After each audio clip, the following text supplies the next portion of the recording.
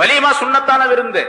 ரசூலுல்லாஹி ஸல்லல்லாஹு அலைஹி வஸல்லம் அவர்கள் விருந்துகளை பற்றி சொல்ல அந்த வரிசையிலே வலீமா விருந்து மிகச்சிறந்தது என்பதாக சொல்லுகின்றார்கள். 7 வகையான விருந்துகள் சொல்லப்படுகின்றன.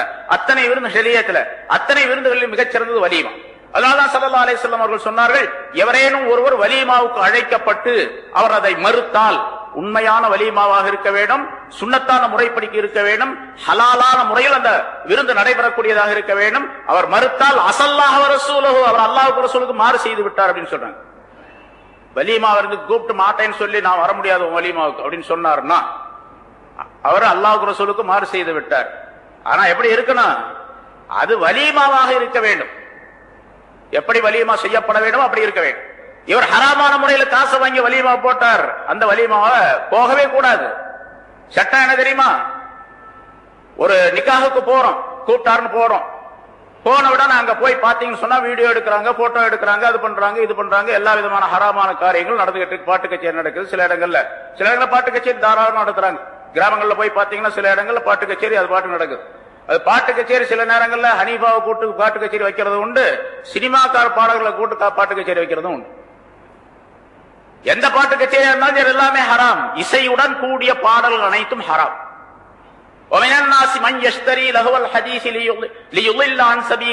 என்ற சூரா லுக்மானுடைய ஆயத்தினுடைய அந்த விளக்கத்திற்கு விளக்கம் எழுதும் பொழுது முஃபஸ்ஸிரீன்கள் குறிப்பிடக்கூடிய கருத்து ஏராளம் இருக்கின்றது. இசைகள் அனைத்தும் ஹராம். ரசூலுல்லாஹி ஸல்லல்லாஹு அலைஹி வஸல்லம் சொன்னார்கள், பாஸனி அல்லாஹு ரஹ்மத்தல் லில் ஆலமீன், என்னை அல்லாஹ் தஆலா ரஹ்மத்துல் லில் ஆலமீனாக அனுப்பி இருக்கின்றான்.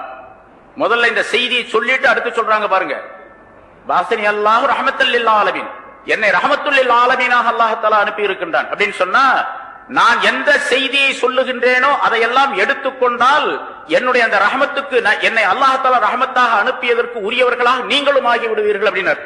ஸல்லல்லாஹு அலைஹி வஸல்லம் அந்த ரஹமத்தான நிலைக்கு உள்ளானவர்களாக நீங்கள் ஆகிவிடுவீர்கள்.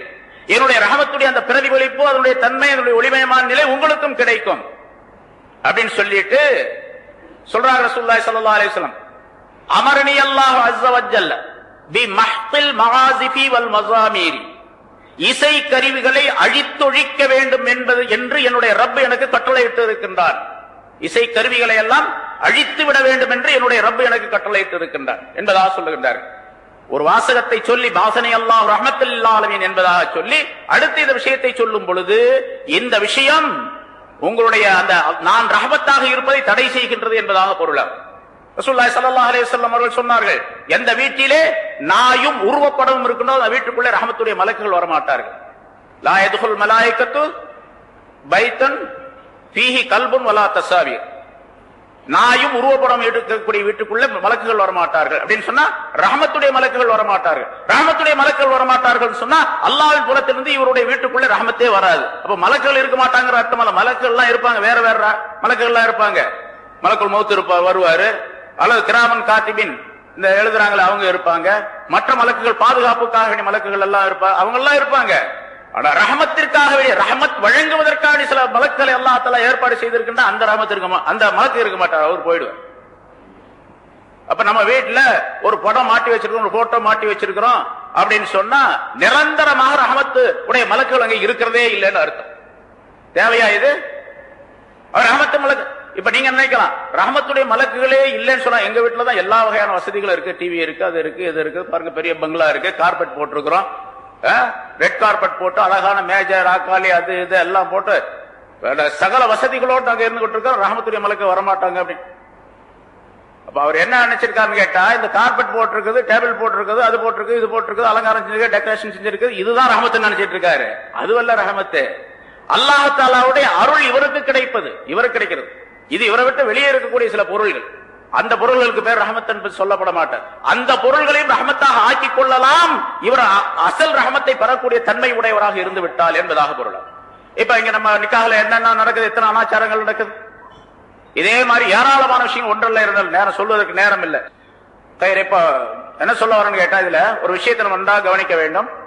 இப்ப இந்த ஹராமான விஷயங்கள்லாம் நிறைய நடக்குது மஜ்லிஸ், நிக்காஹுடைய மஜ்லிஸ்கள்ல. நிக்காஹ் ஓத குத்பா ஓத போறவங்க, நிக்காஹ் ஓத போறவங்க யார் போறாங்க? எல்லாம் அஜித்மார்கள் தான் போறாங்க. நானும் போறேன், சில இடங்களுக்கு போக வேண்டியது இருக்குது, அப்படியே போயிடுறோம். ஆனா போலாமா?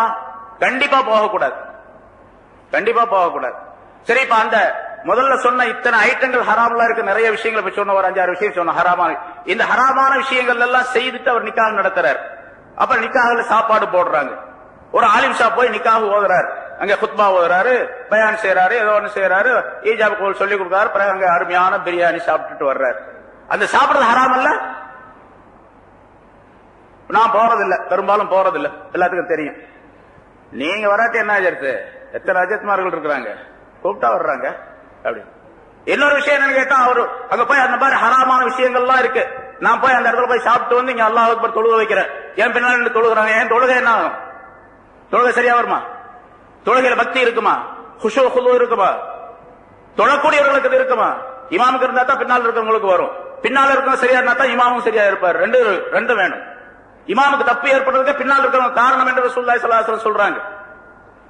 ஒருத்தர் சரியாக ஒலி செய்யாமல் பின்னால் வந்து நின்று கொண்டால் அதனுடைய விளைவு, அதனுடைய தாக்கம் இமாமை தாக்கும். இமாமுக்கு தடுமாறி போயிடும், இமாமுக்கு தவறு ஏற்பட்டு போயிடும், இமாமுடைய உள்ளத்திலே குஷு குது ஏற்படாது. பின்னாலே இருக்கக்கூடிய முக்குத்ததிகளிலே ஒருவர் சரியாக ஒலி செய்யாமல் நின்று இருந்ததின் காரணமாக ஏற்படக்கூடிய விளைவு ரசூலுல்லாஹி ஸல்லல்லாஹு அலைஹி வஸல்லம் சொன்னாங்க. சூரத்து ரூம் ஓதினார்கள் ஒரு நாள் சுபஹ் தொழுகையிலே. ரசூலுல்லாஹி ஸல்லல்லாஹு அலைஹி வஸல்லம் திக்கிடுச்சு, தடுமாறிடுச்சு. அந்த மாதிரி முதல்ல தடுமாறினதே இல்லை இது வரைக்கும், இப்ப தடுமாறிடுச்சு. தடுமாறின உடனே தொழுது முடித்த உடனே ரசூலுல்லாஹி ஸல்லல்லாஹு அலைஹி வஸல்லம் கேட்டார்கள், மா பாலு அக்வாம், அதாவது உங்களிலே சிலருக்கு என்ன நிலை ஏற்பட்டது, என்ன வந்தது, என்ன கேடு வந்தது? சரியாக ஒலி செய்யாமல் நம்முடன் வந்து அவர் கலந்து கொண்டார், அவரின் காரணமாக எனக்கு தடுமாற்றம் ஏற்பட்டதுன்னு சொன்னாங்க. முக்ததியா இருக்கக்கூடிய ஒருவர் சரியாக ஒலி செய்யாததன் காரணமாக இமாமா இருக்கக்கூடிய ரசூலுல்லாஹி ஸல்லல்லாஹு அலைஹி வஸல்லம் அவர்களுக்கு தடுமாற்றம் ஏற்பட்டது என்று சொன்னால் நம்முடைய நிலையெல்லாம் என்ன? ஹராமாக அங்க போய் சாப்பிட்டுட்டு வந்து அவர் ஹராமான சாப்பாடு கொடுக்கிறார், நல்லா தெரியுது. வீடியோ போட்டோ எடுக்கக்கூடிய இடம் ஹராம், அதுல எந்த விதமான சந்தேகம் கிடையாது. ஆதாரங்கள் நிறைய இருக்கு, சொல்றதுக்குள்ள நேரம் இல்ல, அதெல்லாம் தெளிவா சொல்லணும்னு தான் நினைச்சிட்டு இருந்தேன். எந்த வகையில எந்த ஆலிம்சா சொன்னாலும் சரி, எத்தனை அஜத்மார் சொன்னாலும், எத்தனை பத்வாக்கள் வந்தாலும் சரி, எல்லாம் ஹராம் தான். என்ன அஜத்து? எல்லா அஜத்திற்கு அங்க பெரிய பெரிய முஃப்திகள்லாம் வர்றாங்க, பெரிய பெரிய அஜத்மார்கள், எத்தனை அஜத்மார்கள் வந்தாலும் சரி ஹராம் ஹராம். ஹராமான ஒரு இடம், ஹராமான விஷயம் நடக்கக்கூடிய ஒரு இடத்திற்கு போவது ஹராம். அந்த மாதிரி ஹராமான இடத்துக்கு போய் காசு வாங்குறது ஹராம், அது வந்து சாப்பிடுறது ஹராம். நான் இமாமா இருந்தா என்ன பிரயோஜனம், என்ன பலன் ஏற்பட போகுது? அதனால இமாம்கள்லாம் கவனிக்கணும். என்ன வேலையை விட்டு நீக்கி போயிட்டு போறாங்க, அவங்கள ரிஸ்க் தர்றாங்க. உங்களுக்கு ரிஸ்க் அல்லாஹ் தர்றான். இன்னல்லாஹ ஹுவர் ரஸ்ஸாக்கு ذுல் குவத்தில் மதீன் அப்படின்னு அல்லாஹ் சொல்றான். நீங்க தான் படிக்கிறீங்க, நீங்க தான் சொல்றீங்க. இன்னல்லாஹ் ஹுவர் ரஸ்ஸாக், இங்க பாருங்க, இன்னல்லாஹ, இன்ன நிச்சயமாக, அல்லாஹ் தான், ஹுவ அவன்தான், அர் ரஸ்ஸாக் உணவளிக்கிறவன். பாருங்க எத்தனை தைக்கீது, எத்தனை உறுதிப்படுத்தி அல்லாஹ் தஆலா சொல்றான். நிச்சயமாக அவனேதான், அல்லாஹுதான் உணவளிக்கின்றான் அப்படின்னு சொல்லிட்டு அதோடு நிக்கல. இன்னல்லாஹு ஹுவர் ரஸாக், அவன் எப்படிப்பட்டவன் தெரியுமா? ذுல் குவத்தில் மதீன், மிகப்பெரிய சக்தி படைத்தவன். ذுல் குவ்வா, சக்தி படைத்தவன். அல் மதீன், உறுதியான சக்தி படைத்தவன். ஒருத்தர் இல்லன்னு சொல்லிட்டாரு, இன்னொரு இடத்துக்கு போ, இன்னொரு இடத்துக்கு போனா அல்லாஹ் தஆலா இதோட கூடுதலாக தருவான். நம்பிக்கை தான் காரணம், நம்பிக்கை தான் அசல்.